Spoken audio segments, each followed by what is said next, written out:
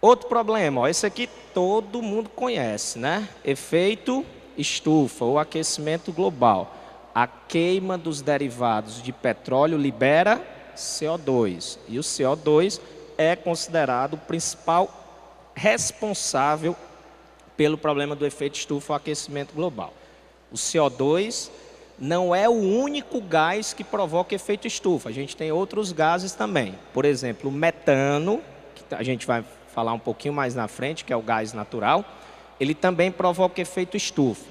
O efeito estufa do metano é 20 vezes maior que o efeito estufa do CO2, sendo que a quantidade de metano que é jogado na atmosfera é bem menor do que a quantidade de CO2. Por isso que o CO2 é considerado o principal vilão do efeito estufa ou do aquecimento global, tá? Então, a queima dos derivados de petróleo provoca efeito estufa ou aquecimento global. Outro problema ambiental, ó, chuva ácida, tá? Como é que vai ser formada a chuva ácida? Na hora que você queima os derivados de petróleo, na composição do petróleo tem nitrogênio e também tem enxofre, em quantidade pequena, mas está presente lá. Na hora que você queima os derivados de petróleo, você vai queimar o enxofre também presente no petróleo, vai queimar um pouquinho de nitrogênio, formar óxidos de enxofre e nitrogênio. Esses óxidos estão sendo representados aqui, ó, por SOX e NOX também, né? São os óxidos de enxofre e os óxidos de nitrogênio. Esses óxidos, eles reagem com a água da chuva, formando ácido sulfúrico e também formando ácido nítrico, que são dois ácidos fortes. E aí, ácido sulfúrico e ácido nítrico vão provocar a chuva ácida, que é prejudicial, porque diminui muito o pH das águas de rios, lagos e oceanos, provocando a morte dos organismos vivos presentes nesses sistemas. Também deixa o solo ácido. O solo ácido é ruim para a agricultura, ele diminui a produção de alimentos. E também a chuva ácida provoca a corrosão de estruturas, né? Estruturas de mármore, estruturas metálicas sofrem corrosão, sofrem processo de oxidação na presença de chuva ácida. Inclusive, a quantidade de enxofre presente no petróleo é fator determinante para a qualidade e aceitação do petróleo. Petróleos que têm baixas concentrações de enxofre são petróleos que têm mais aceitação no mercado internacional. Por exemplo, o petróleo do Oriente Médio é um petróleo de baixíssimas concentrações de enxofre. Já no Brasil, né, o nosso petróleo tem altas concentrações de enxofre. Por isso que o petróleo brasileiro tem pouca aceitação no mercado internacional. Porque quanto mais enxofre tem no petróleo, mais ele polui e menos energia o petróleo vai liberar na sua queima, tá? Por que forma enxofre, gente, no petróleo? Porque existem umas bactérias que vocês estudam lá em biologia, que são as sulforbactérias. Essas bactérias transformam matéria orgânica em enxofre, tá? O petróleo brasileiro tem muito enxofre, por isso a aceitação do nosso petróleo não é tão grande no mercado internacional. Já já a gente vai falar do pré-sal, aí o pré-sal é um pouquinho diferente, tá? A gente vai falar.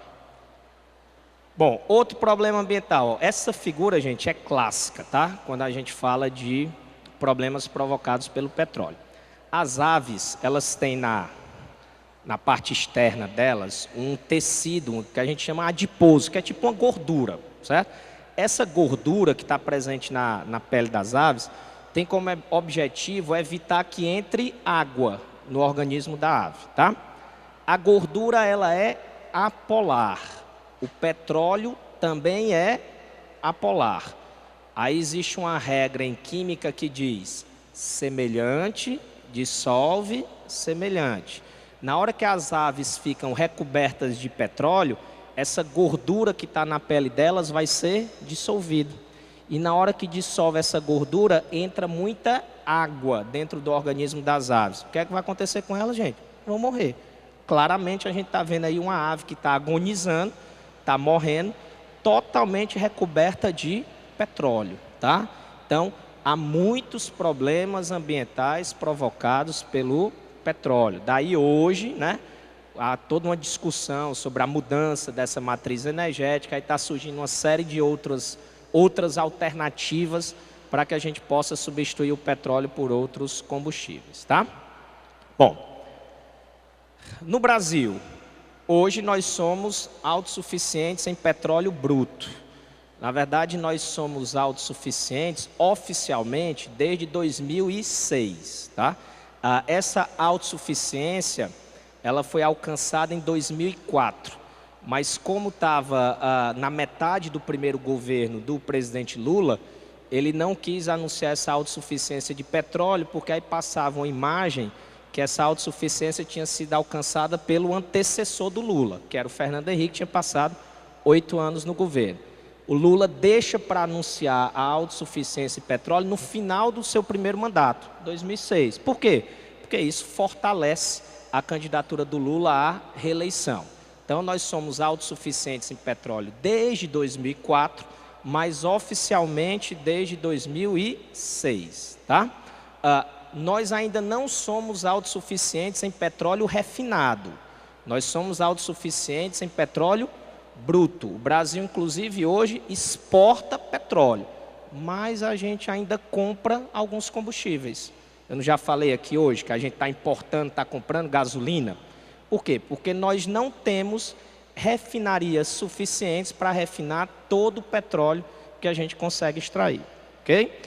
Agora, com o chamado petróleo do pré-sal, aí é que o Brasil vai ter petróleo mesmo em quantidade enorme, tá?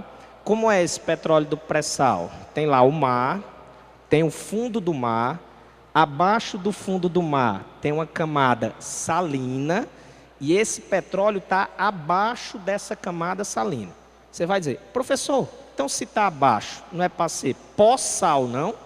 É porque em geologia as camadas não são estudadas de cima para baixo, elas são estudadas de baixo para cima. Quando você vem de baixo para cima, esse petróleo está antes da camada salina. Por isso que ele é chamado de pré-sal. Tem bastante petróleo no pré-sal. Se o Brasil realmente, que nós ainda estamos explorando de uma forma muito pequena esse petróleo do pré-sal, né? Todo um planejamento aí para explorar de uma forma significativa esse petróleo a partir de 2018, tá? Se o Brasil realmente passar a explorar esse petróleo do pré-sal, aí o Brasil vai estar entre os 5 maiores produtores de petróleo do mundo. Então significa dizer que tem bastante petróleo. Detalhe importante, o petróleo do pré-sal é de excelente qualidade. Ele tem baixíssimas concentrações de enxofre. Por quê? Porque lá embaixo, lá no pré-sal, a temperatura é o quê, gente? Maior ou menor? Maior. Essa temperatura maior faz com que as sulforbactérias, que são aquelas bactérias que produzem enxofre no petróleo, não sobrevivam. Então, lá embaixo, tem muito pouco sulforbactéria. Consequentemente, o petróleo do pré-sal tem pouquíssimo enxofre, o que faz com que ele tenha uma excelente aceitação no mercado internacional. Então, além de ter bastante petróleo, ele é um petróleo de excelente qualidade, tá? Bom, como é que nós vamos resolver o nosso problema de autossuficiência em petróleo refinado? Nós temos que construir refinarias. Vocês não ouviram falar não da refinaria do Ceará? Refinaria Premium, não é verdade? Da Petrobras. O projeto da Petrobras é que essa refinaria comece a ser construída no final desse ano, lá no complexo portuário do Pecém, tá? Está sendo construída uma grande refinaria em Pernambuco.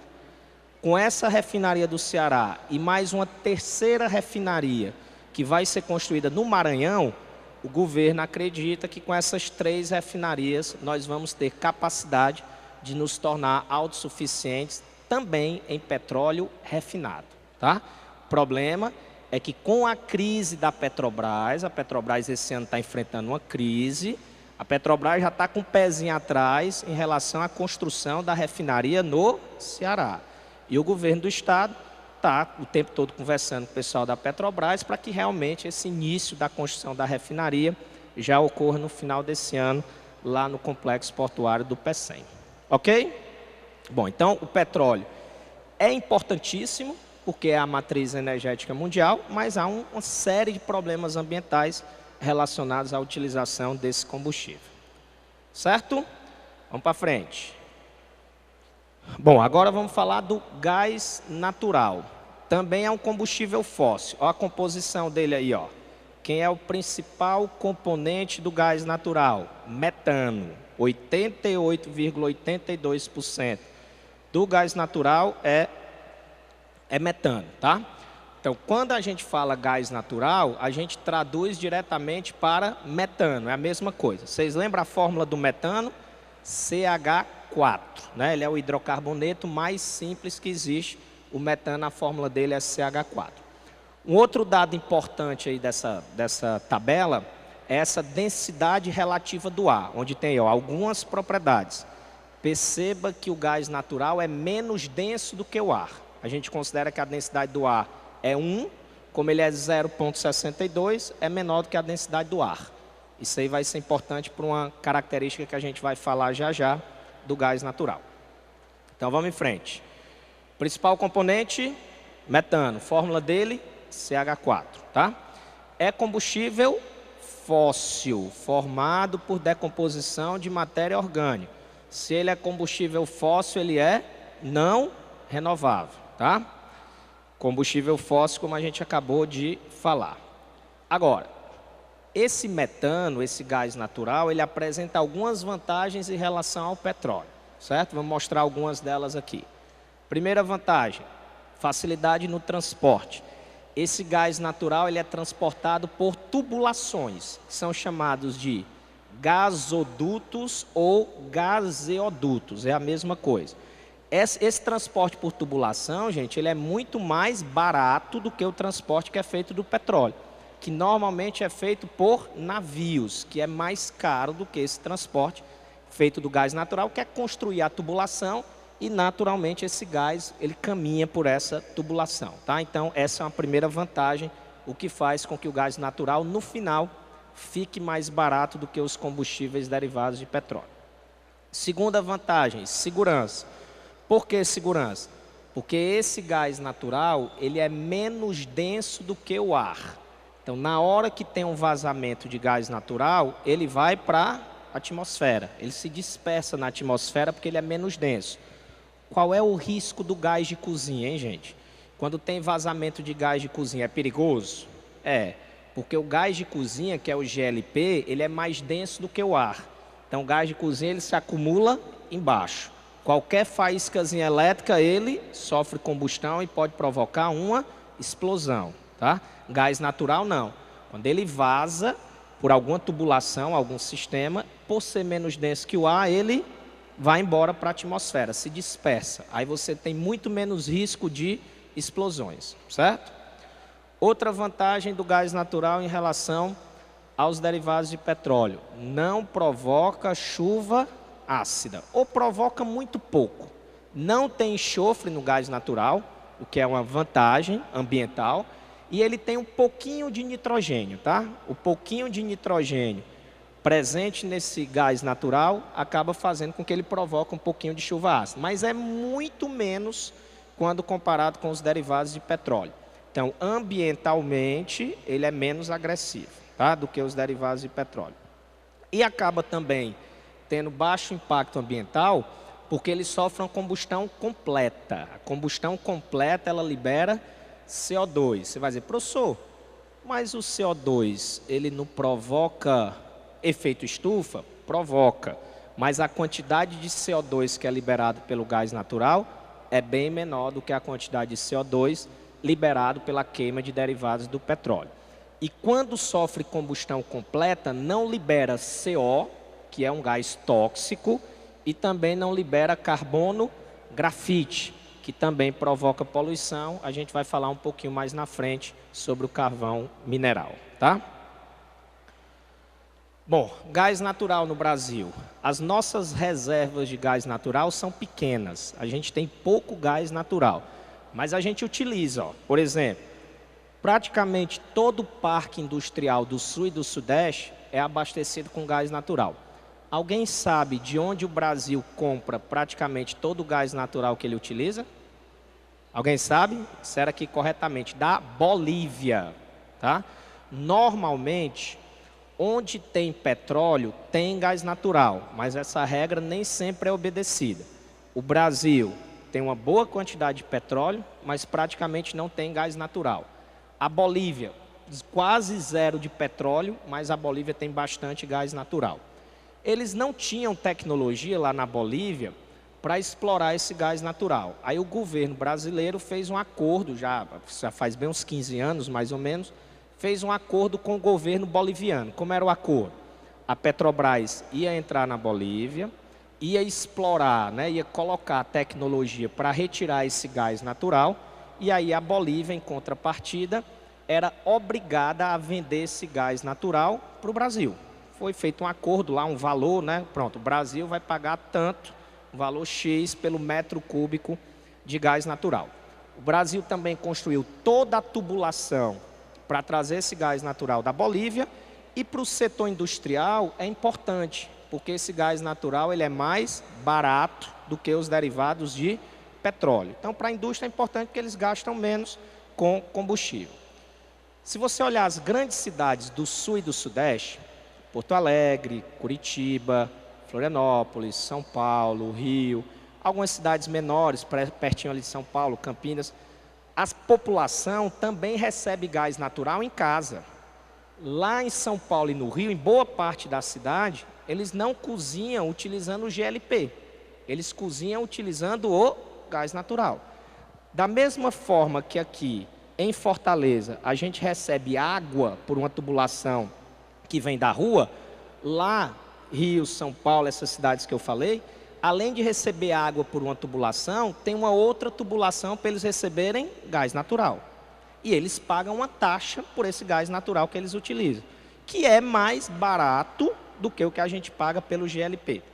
Tá? Além da eficiência energética do gás natural também ser maior do que o GLP. Então, eles recebem gás em casa e utilizam esse gás, por exemplo, para cozinhar. E nas cidades mais frias, eles também utilizam esse gás para fazer os processos de aquecimento, de calefação. Né? Você vai para Caxias do Sul, no Rio Grande do Sul, lá na Serra Gaúcha, né? Muito frio, chega esse período agora, que é o período de inverno lá no sul, está bastante frio em Caxias. Aí, para fazer o aquecimento das águas, das casas, desculpe, das residências, eles acabam utilizando gás natural em sistemas de calefação, tá? Então, gás natural é importante no Brasil. No pré-sal, tem bastante gás natural. Então, a Petrobras está se preparando para que esse gás natural seja distribuído para todo o Brasil. No final do ano passado, foi construída uma tubulação pela Petrobras para trazer gás natural do Sudeste até o Nordeste. Essa tubulação termina exatamente na cidade de Fortaleza, tá?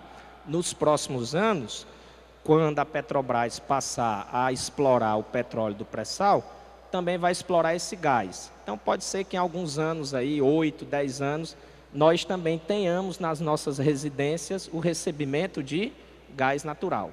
E aí a gente vai deixar de usar o gás de cozinha para passar a cozinhar e outros fatores utilizando o gás natural. Ok?